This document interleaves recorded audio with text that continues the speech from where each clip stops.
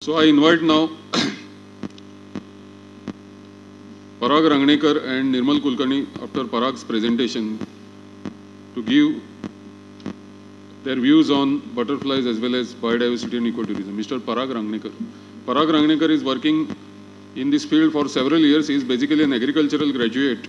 He is with Mineral Foundation of Goa, but he has done a lot of field work to catalog meticulously the butterfly diversity and dragonflies and damselflies diversity of Goa. Parag will present us some of the unique and original photographs of their habitat and diversity.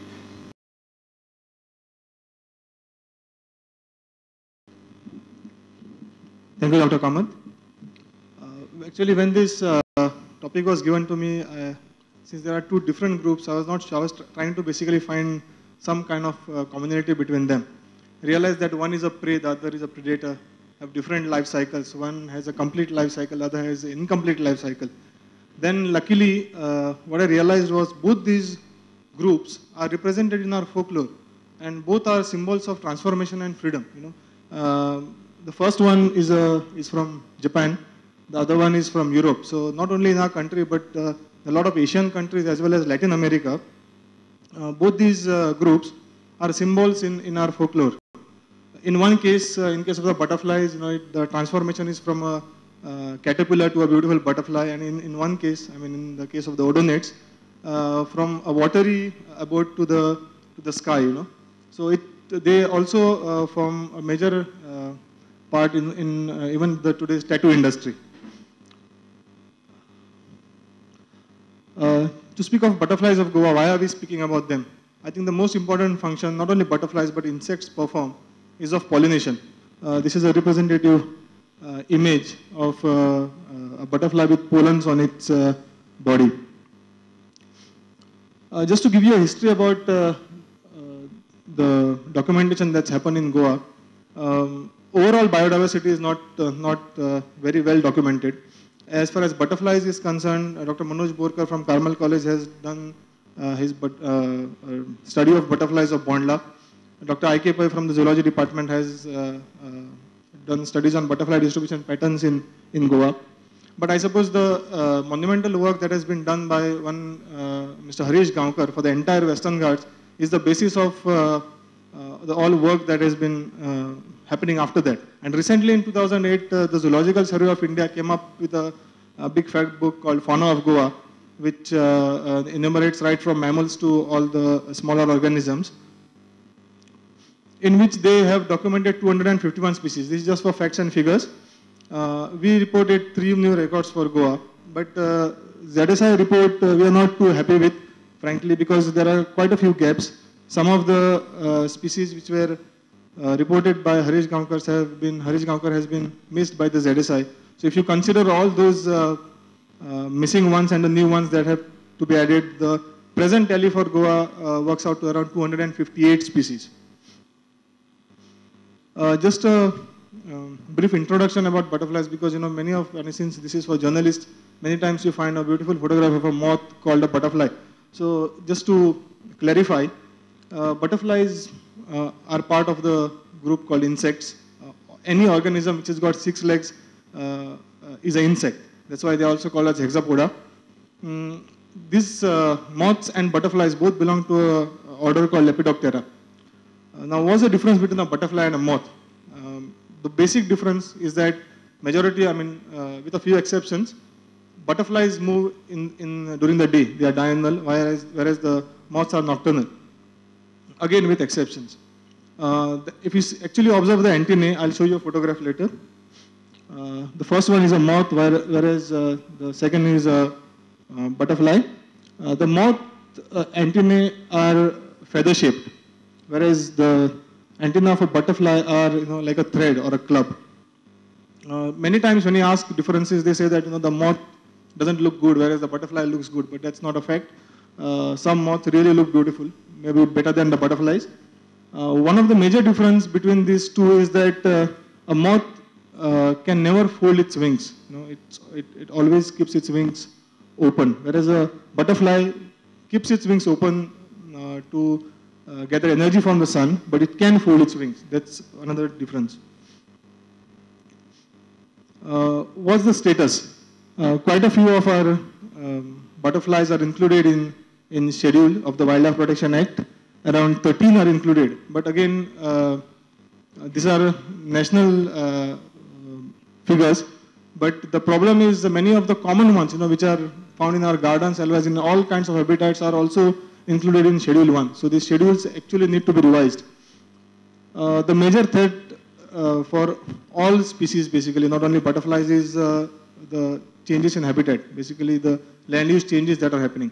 And the major problem that creates is for habitat specialists, especially some butterflies like the Malabar tree nymph, which is a habitat-specific species.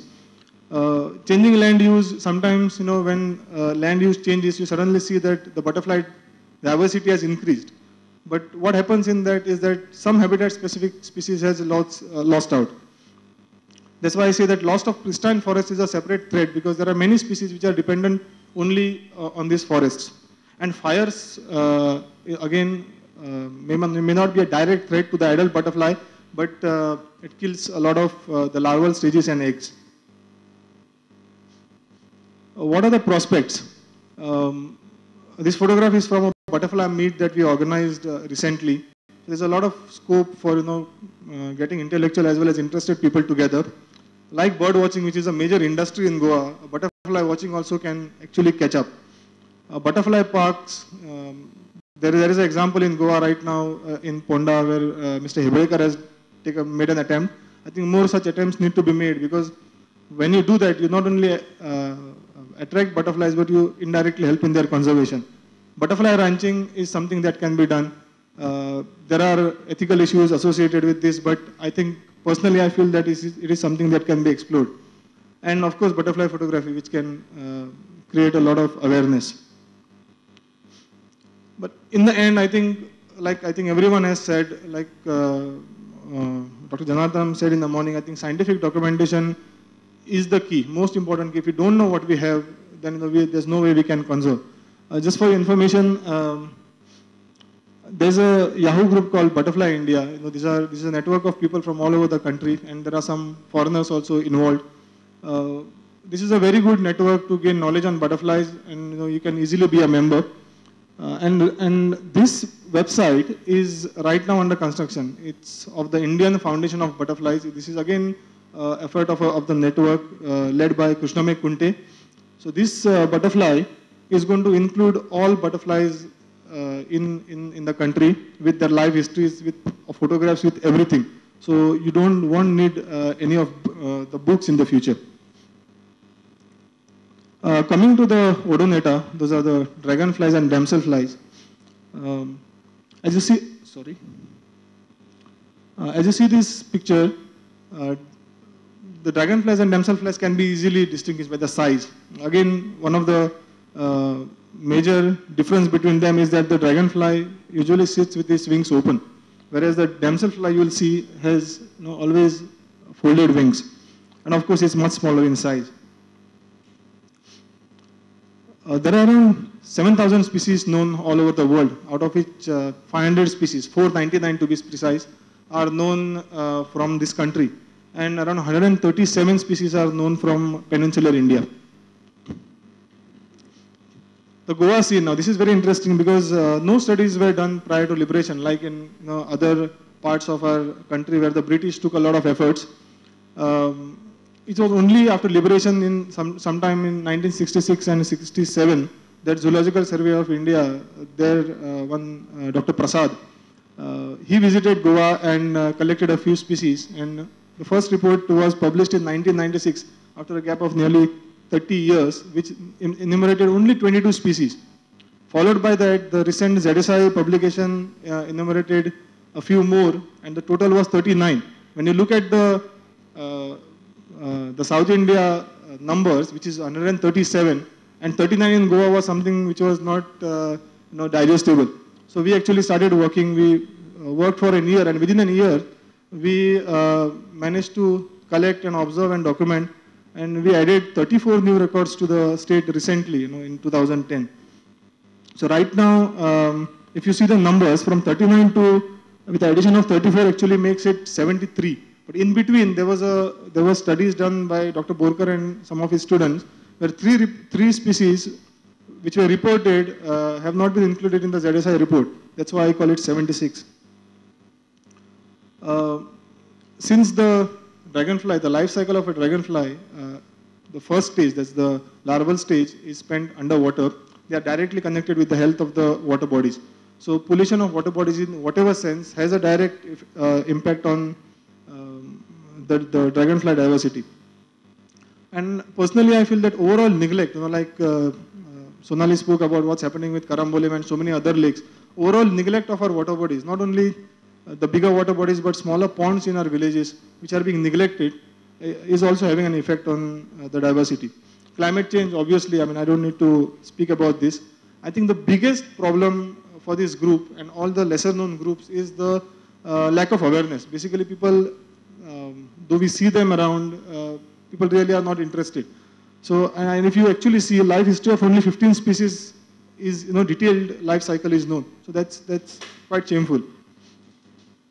What is the way forward? I think the first thing, like what I've said in case of butterflies and so many other species, is to actually study the group in more detail.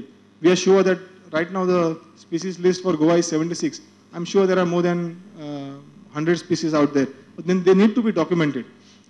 Then only documentation will not help. We need to look at their ecology. We need to look at, what are the flight patterns, seasonality. These are some things which need to be studied. And of course, need to create awareness about their value. Like the butterfly group, there is a Dragonfly India Yahoo group also. A lot of work has been done in Kerala. Luckily, one of the scientists from ZSI who has worked extensively in Kerala has been transferred to Pune, who's an authority on this subject, and hopefully Goa comes under his region, so he'll do some work there. But people interested can join this Dragonfly India Yahoo group and find out more about this. Maybe I'm jumping to the next session, but I think what I feel the role of the media is to actually validate information that they put on the newspapers. We all are accessible on phone calls, on emails. It's just a matter of one phone call, and many of us could help you in identification. We also have this wildgoa@yahoogroups.com. That's a Goa-specific group. And I think just an image will help. You'll get so many answers to your queries. Even like what Sonali was talking about the Siberian cranes, I think confirming image identity is very vital. And this is something that I personally would like to do, but I've not been able to do it. But if you can motivate people to write, write for your dailies, that would be wonderful. So thank you.